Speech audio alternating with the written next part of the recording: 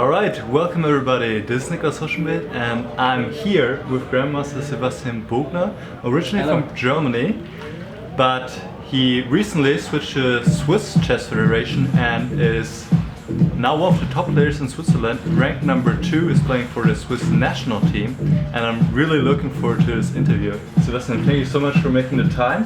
How are you doing today? Yeah, I'm fine, really. Here in Kotau is really nice, and yeah, I'm happy you're here too. Yeah, we spent some efforts to give you the little scenery here, beautiful scenery in Kotau, Tallinn, and there's also a little bit of party music in the background. I hope you guys don't mind. Should be pretty low, but let's get into the interview. And maybe we can start off with, for those viewers who don't know you that well, could you just very briefly talk about when did you learn chess, when did you achieve your titles, and what you're doing right now? Yeah, actually I started chess when I was about 5 years old, and yeah, I learned it from my father, and yeah, I started playing my first tournament with 8 years, and I had very quickly success in chess, and with 10 years I think I got German Youth title. Right. And afterwards, I think with 13 I had all my title norms for IM, so it was very fast. Yeah, and were you like one of the youngest international masters in Germany yes, ever? Yes, exactly, from Germany, and the youngest ever. Right. I think nobody could manage it Yeah. before me. I'm not sure, but at I think 13, it's yeah, really it's early. very early. But I got it at 14 because the Congress was 6 months later. Oh, okay. So, but yeah, but with Grandmaster it took a little bit longer. So yeah, with 18 I got Grandmaster, and Still very yeah, young, but yeah. still it's decent, let's say. Right, right. Yeah, and yes, now I switched. I think 3 years ago I switched to the Swiss Federation, and but even before I played Olympiads for Germany.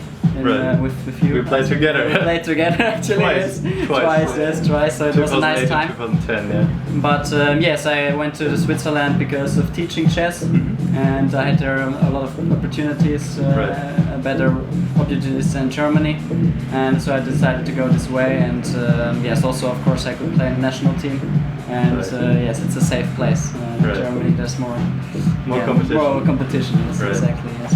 So you are a chess coach. Yes, at the moment I'm chess coach. Yes, right now. Yeah. Good, great. So on my channel, I like to really focus a lot on improvement and how people can improve their chess. And obviously you are the right person to talk to since you have a lot of experience coaching people. And what I would like to start off with, looking back at your chess career, what has helped you the most to get to your current strength? What do you think? What, in terms of training, has helped you to reach your current level? Yeah, I think the most important is to have regular trainings. So every week to study chess, and yes, to have maybe a coach very quickly that you can ask questions. That's a problem on books, for example. If you're working just on books, you can't ask yes if you don't understand something. Right. So, and of course to play a lot of games. So play a lot of tournaments in the holidays, and especially nowadays it's very tough because we don't have so much time, even the people in school. So every holiday I try to have some practice in chess and to play maybe some leagues, but the most important thing is I think to have fun with the game and to enjoy playing chess. This is the most important thing, and yeah, it's just regular training and having a coach, having playing a coach. a lot of games. Yes, playing a lot of games, and I think always calculation and tactics is very important to train this Calculation and particular. tactics. Yes. So if you don't have much time, tactics. So Okay. important, I think. Yes. Okay, actually that was one of my next questions. You know, a lot of people, they don't have that much time to spend on chess. Maybe a half an hour or an hour every day. So how would you advise these people to spend their time? Yeah, my recommendation would be focusing on tactics, and okay, there are so many material. I mean, on books or even in the internet, you find so much material. I mean, this is not a problem. The problem is what to do, and I think tactics is so important. And because even if you're, I mean, retiring for some reason, it's better, stay on tactics. And if you want to play, come back to tournament chess or something like this. But, yeah, I think it's good. Do you recommend any specific kind of method to train tactics? I mean, there are apps, For the phone, there are tactics trainers on various websites. There are, of course, books. Yeah. There are videos. Do you recommend anything specific to your students, or whatever you like? Yeah, I think it's more the taste, yes, how you spend your time. But I think, for example, if you go into the train and you have some time, for example, you can have a book or even with the app. I think everything is good for you. I prefer working with a book because I have it with me all the time, and don't need a phone or something like this. I prefer the book and just reading. But some people also need a board, for example, to train. But yeah, that's a bit more. You need more things with you. So I think the best is to have a book in your bag and work with the book. Yes. Right. Yeah, everything has its advantages and disadvantages. That's true. For example, with doing a tactics trainer or doing the tactics on the phone, what I've found is that it's very easy that you just play a move and you just want to find out what happens. Yeah. And you don't really spend that much time working on position, but you rather say, oh, okay, it's gonna be that move, so I'll play it, right? But if you work with a book, it's different because you have to flip back to the end to see a solution, and you cannot just make a move like that, like with a tactics trainer. All right, so if you are right now working on chess, what do you spend your time on mostly, would you say? Mostly I'm watching recent games which are played in the top tournaments. I like to watch games to see new ideas in the opening. And recently I also started with 1 or 2 hour tactics. Just that I'm refreshed, and I see it like a muscle, you know. Yeah. You have to train every day to get stronger, and otherwise you lose. Yeah, otherwise you lose your strength. Exactly. It's a bit like this. So see it like a real sport. It is physical sport. No, it is. Physical Yeah, sport. absolutely. So some people on my channel watching, they're just starting out with chess, pretty much. What would you tell them? There's so much information on chess. Where should they start first? What do you tell your students in that regard? Yeah, first of all, I see with many students they don't have a repertoire in openings. Okay. So I think this is really a problem because they like to study openings and to see what to do, and they always ask me what to do in openings. And Right. yeah, it's very tough because normally I think it takes years to have a good repertoire and to know what to play against this system or this system. So my recommendation would be maybe nowadays Chess24 offers plenty of options to have a decent repertoire, maybe on your channel, for example. Yes. Thank you. But okay, you have E4 repertoire. Some people maybe prefer D4 repertoire. You have to look, but this could be a start. Yes, I mean it's not you don't cover everything, but it's a start. Yes, and then you can progress and just improve. And increase the material, what you get. So yeah, but in general also books are helpful to open a repertoire for you, I guess. Right. Yeah. So you would say build up from the opening repertoire and go Yes, from there. from there, come back from the question. Yes, first of all, I would see for the openings. Yes, that you have because many people are also suffering in position because they don't like to play them.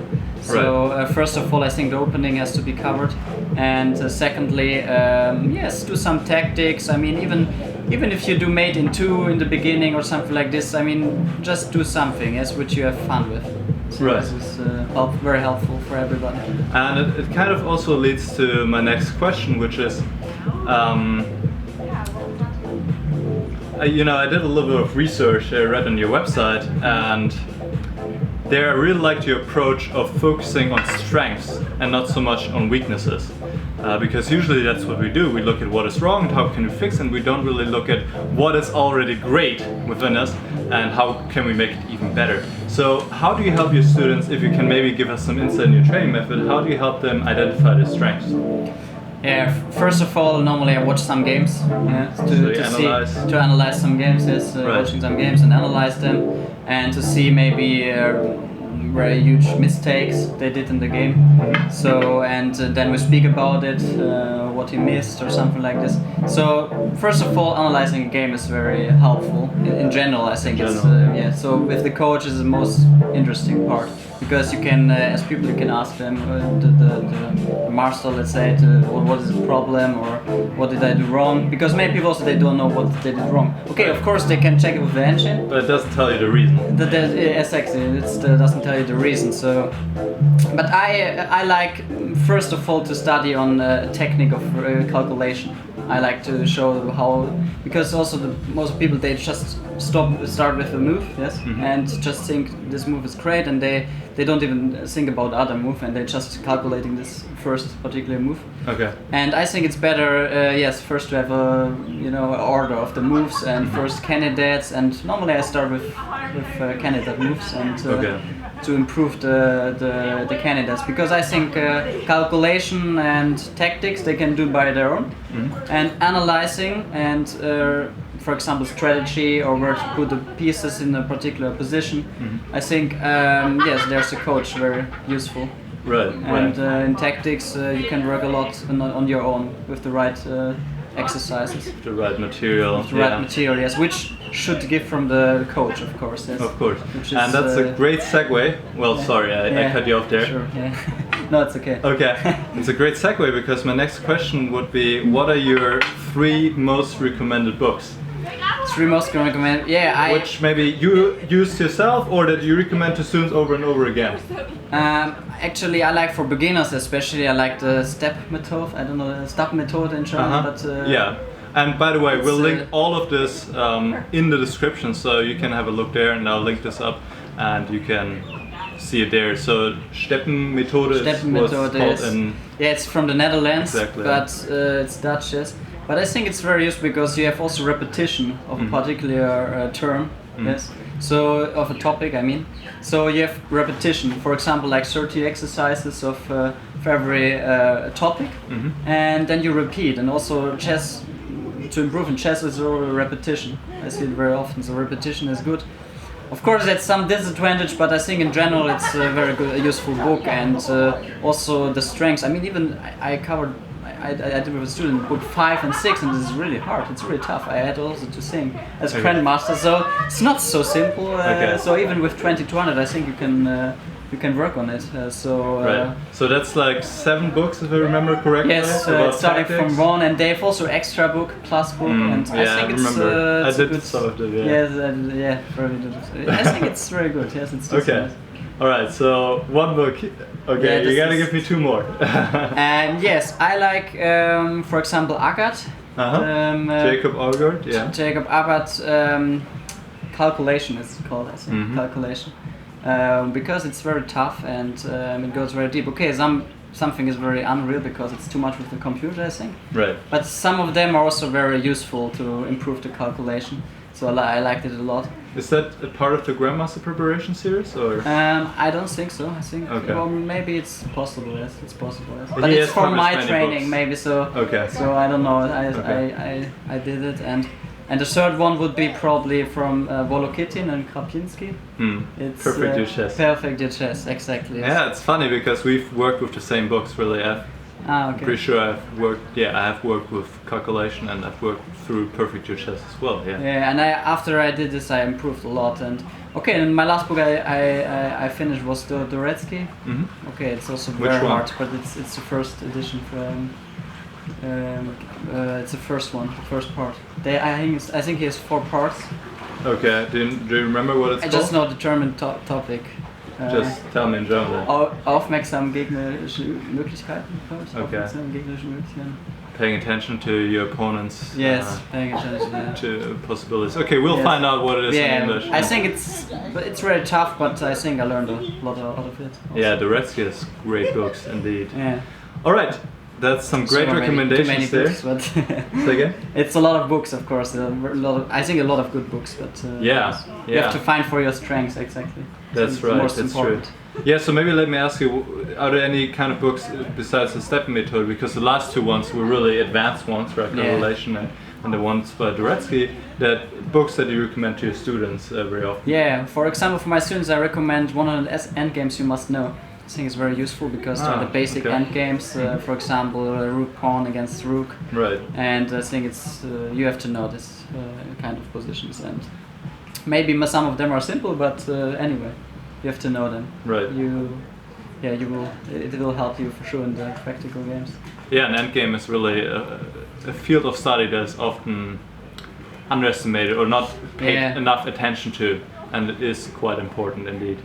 Yeah, of course. Yeah. I think endgames, that's true. They're underestimated for sure. Yeah, everybody likes to study openings and not pay so much attention to the endgame.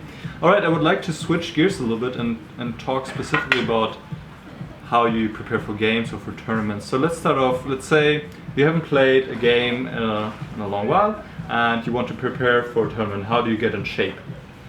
Yeah, normally I start like 3-4 weeks before the tournament with tactic training and studies. I love studies actually to work on studies. Yeah, they're great also to find candidate moves. Yes, and also the combination of the pieces, yes, how the functions are. And they have also some motives which you have to learn, but I like, for example, for calculation, it improves my calculation a lot. Right. To get fresh and to get ready for the games. Right. And of course also to check the recent openings, which I want to play in the next tournament.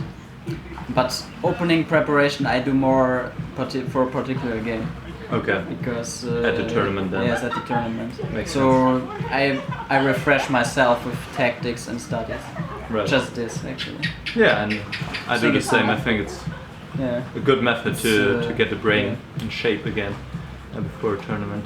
Yeah, because for example I work a lot of in endings, for example, but endings is also a lot of calculation. I think. It is, absolutely. Because many people think, oh, it's so strategic. No, I think it's just calculation. It's calculation and knowing a few things. And knowing a few things, exactly, yes. But especially nowadays when the time controls get slower and lower, less and less, you have to be faster and you have to know more. Right. So very true. That's true. So when you are at the tournament, do you have any kind of practices or rituals maybe that you do during the tournament that help you to be successful? Yeah, actually, I played so many tournaments, but for now I prefer not to. I had some tournaments I prepared like 4 or 5 hours, and I was so tired during the game. For the game. Yes, and after 20 or maybe after 10 moves, he plays out a move, and your preparation is for nothing. And you're tired. And you're tired, and it's not a good case. So I think it's better just to look at your repertoire and maybe prepare like half an hour or 1 hour, and the rest you're fresh, do what you like. Good food, for me is good food very important. Right. And then come fresh to the game. Right, yeah, absolutely. It's my recommendation. Yeah, it's something people don't really talk about. How much time do you spend on your preparation for the game? Because if you, like you said, if you spend several hours, then you will be already more tired than if you relax and maybe take a walk or something like that and spend like half an hour or an hour on the game. Because really, like you're saying, if your opponent plays something completely different, then well, you've spent all these hours and exhaust yourself, and in the end it didn't give you anything. So really good point there. Anything else that you do kind of at the tournaments? I think very often, or what is not spoken about, is after the game. Yes, if you lost a game or something like this, it's very important to calm down and not to think too much about it, because you take this with you. I mean, the suffering you take to the next game. Right. And this took me a lot of points. So okay.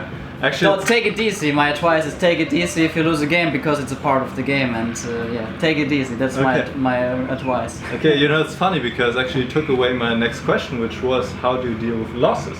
Yeah. Because this is really a topic that gets to a lot of people. I mean, nobody I know chess players really, of course, nobody enjoys losing, and that's really how do you deal with it. So your approach is take it easy and not think about it. Yes, I think it's even more important than before the game. Yes, okay, both is important, but if you're depressed and I don't know, it's you take it to the whole tournament, and especially if you lose maybe in the first rounds, take it easy and you get another chance. I mean, you have to see it. One game in a whole year, it's nothing, it's nothing. Yeah. But if you give away the whole tournament, it's just sad, and it's even more disappointing. So my recommendation is totally take it easy and focus on the next game. Focus on the next game and to fight as much as you can. Give everything for the next game. Yeah, absolutely.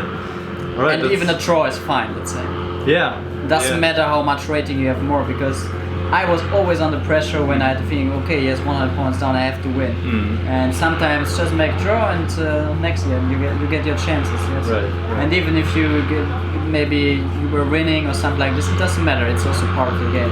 It is part of the game. If you If we were winning all the one positions we had, we would be like all 27 under already. Exactly. Yes. So everybody, it happens to everybody. Yes. So exactly. yes. All right, that's some great tips. And now I would like to shoot some rapid fire questions. So just really quick questions that we can go through, which I personally also curious. Let's begin with, what is your favorite game that you've played yourself? It's very difficult actually. I played so many games. So many great games. But I had maybe not the best game with tactics, but I think one of my greatest games was my victory with Jabava. Okay. I won with him in 2014, I think, in Qatar. And it was also my first victory against 2700. Yeah, and I think it was a decent end game I played, so I think it's one of my best games. Yes. Alright, we'll link this up in the description so you can check that out. Let me ask you then, what is your favorite game that you've ever seen? Yeah, I think, yes, of course, which is very famous from Nigel Short with the King's Advance. The King Run. Yes, the King Run. It's very nice, of course. It's one of the nice games. Short against Timman. Short against Timman. And also I saw a game of Navarra, which he plays his king on h8. Oh, yeah. It was so awesome, of course, but yeah, I think it's one of the most beautiful games. But the problem is it was opening preparation. It was an opening preparation, so yeah. But anyway, if you just look at the point of view from the game, it's amazing. Even to find it in the analysis, it's amazing. Yeah, we'll also link that up. That's a game, Navarra against Wojciech, and Navarra with the white piece went with his king all the way to h8. Yes, with the full board, of course, with queens on the board, I think, yes? No, I think it was the end game. It was end game, yeah, but many pieces on the board. Many pieces still on the board, okay, yeah. not queens. Okay. Right. Yeah. Alright, let's get to the next question. If you had 100 euros, let's say, to spend on chess, where would you spend it? That's a difficult question. Maybe a flash disk flash disk to save the data you have. Okay. Maybe this. Okay. Or a very good chess study book, maybe with 500 studies. Okay. A lot of. Well, then you would definitely still have some money left. Yeah, that's true. Yes, that's true. So spend on books. And books, yes, and maybe to save the repertoire somewhere. Okay. That is important indeed. Yes. Yeah. You know, I think it's very important to have a copy. Yes, not just put it on the laptop or just put it on 3 different kind of things. Because if it's broken, you have a serious problem. I had it once, so. That happened to you? Yeah. And will never happen again. Yeah. Yeah, it will never happen again. My laptop gets stolen, so yeah, it's very dangerous. All right, that's a good tip, definitely. Yeah. If people just take one thing away from this interview, and hopefully they take away more, but if they just take one thing away in terms of how they can improve their chess, what would you tell them? What is like the most important you can tell people? Okay, I would say tactics. I like that. I like that answer. Tactics. Yes. I like you. I know you like a lot of tactics. Yeah, You're I think it's a foundation. Player. Yeah. But still, I think chess is tactic. Because every game is decided by tactics. That's simply true. I mean, you can play your best positional chess, but in the end, it's a tactical decision. Pretty much most of the time. Most of the time, yes. Absolutely. So I think tactic. Remember this, tactics. Okay. Yes, I agree. All right. Thank you so much for your time. So, if people want to get in touch with you, where can we send them? Like social media, or do you have a website? Or actually, I have both. I'm on social media, on Facebook. Okay. You can type my name. Just your name, Sebastian Buchner. Sebastian Buchner, exactly. Or I have also a website, which I offer also training camps for pupils. And you do training camps? Yes, I do also training camps. Yes, my last training camps was somewhere in Mallorca, Palma de Mallorca. That's awesome. We went there, yes, and we had so training how long camps. was that? It was for 1 week, and we had a flight from Zurich, and then yes, we were training 6 days a week, and it was very nice. I think it was very useful. And in the end, we have always a test, and yes, it's a nice thing. So people can find all of that on your website. Yes, on my website. Sebastianbuchner.com. Yes, exactly. Yeah, yes. that's very easy, and you'll also find that in the description. Mm-hmm. All right. So if you have if you are interested, Yeah. come and visit and text me. Yes. You have Yes. experiences as a coach for now 8 years, is that right? I started with 18. Yes, right. And you're not 26? No, I'm 26. So yeah. That is a That's lot of nice. years of 8 years, yes. experience. So I have also a lot of material. Right. Yes. All right. Yeah. Well, thank you so much for the interview. Yeah. That was awesome, and I hope Thank you you too. guys. Yeah, you're very welcome. I mean, I Thank can you only too. thank you. I appreciate it so much that you made the time, and I hope you guys get a lot out of this, and will apply what you learned here. And also let me know how you like this new format with interviews. And I'll talk to you again very soon. Bye bye. Ciao. Okay.